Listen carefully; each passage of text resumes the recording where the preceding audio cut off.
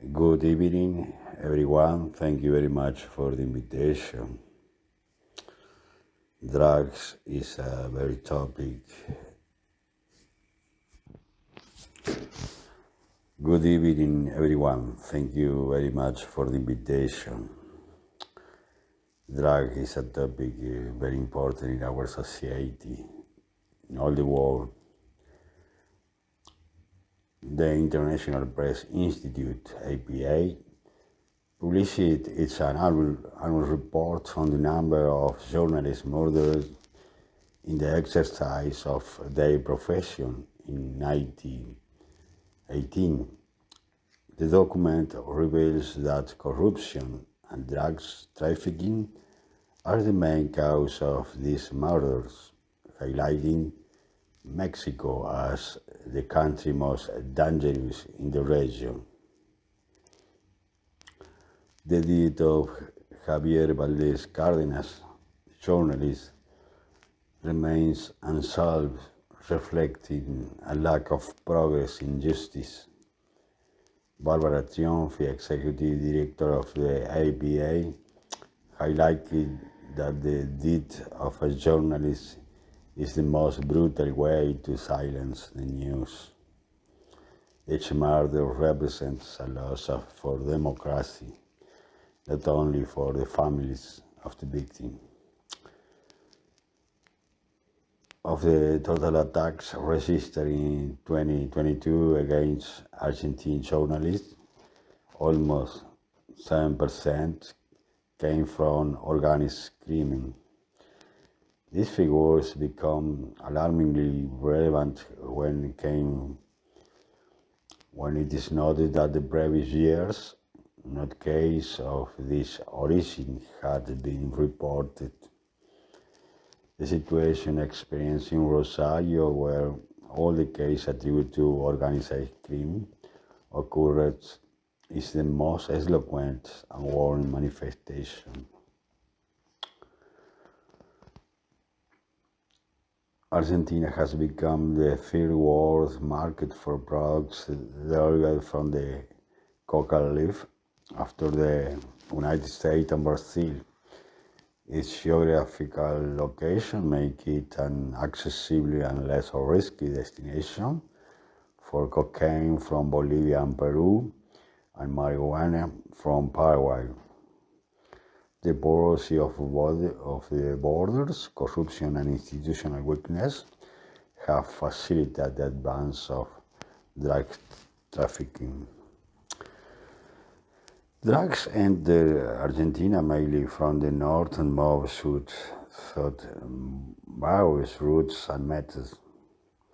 Most cross the borders on foot, while small planes use clandestine runways to leave loads in predetermined areas.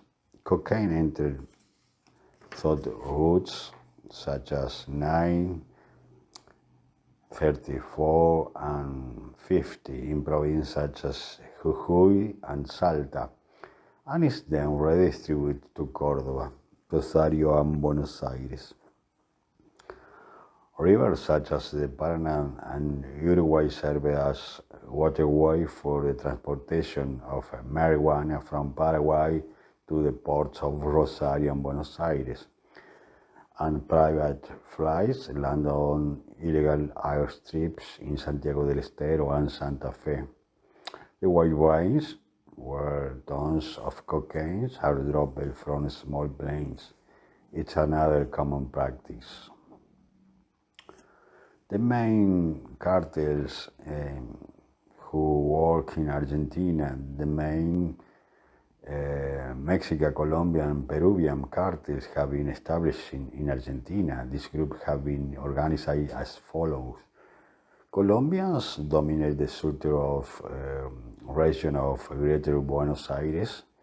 Mexicans control the north of Buenos Aires and export cocaine to Europe. Bolivian manage routes from the north operating in Salta and Liniers. Peruvians transport cocaine from Jujuy to Bajo Flores, Buenos Aires. Dominicans retail cocaine according to the constitution neighborhood and use sexual exploitation to distribute drugs. And the Argentines mediate the negotiation. Argentina is characterized by several critical factors: porous borders. The weakness in the control of Argentina's extensive borders facilitate the entry of drugs. Loss of territorial control, as in Mexico and Colombia. Drug trafficking in Argentina begins to supplant state power in certain areas. In Argentina, this phenomenon is observed in specific enclaves within large cities, where criminal gangs control poor and marginalized neighborhoods, imposing a culture of fear and extortion.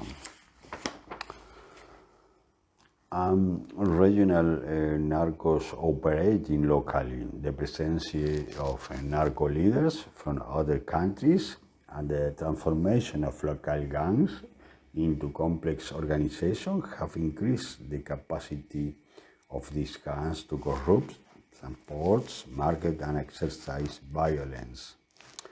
Higher level of violence related to drug trafficking has grown, especially in cities like Rosario, where homicides are alarmingly frequent. Increase in consumption. The consumption of marijuana and cocaine in Argentina has doubled in the last decade. Increase in corruption and institutional weakness. Drug trafficking corrupts public officials at different levels to ensure their impunity.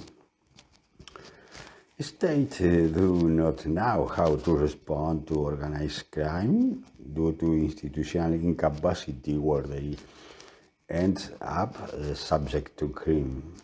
The criminal gangs that manage to consolidate themselves in the territory carry out actions specific to the state institution, such as granting student scholarships, building popular markets, rebuilding infrastructure in school, and the administration of justice, and the poor response of the state. It becomes very difficult to reduce the control of organized crime and the state, as has been in Mexico and Colombia. The idea of resorting to dialogue with groups outside the law to reduce violence has given relative results, with increase in control of criminal groups operating in the territory.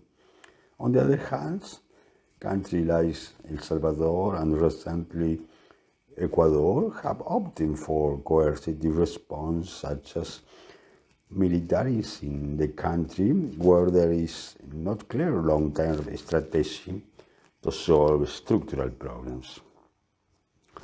This heavy-handed discourse is gaining strength in the region, despite criticisms in the Salvadoran case for human rights violation and the detriment of institutions and space for citizen organization. We need the state, police, and action, a present government. This is the end. Thank you very much for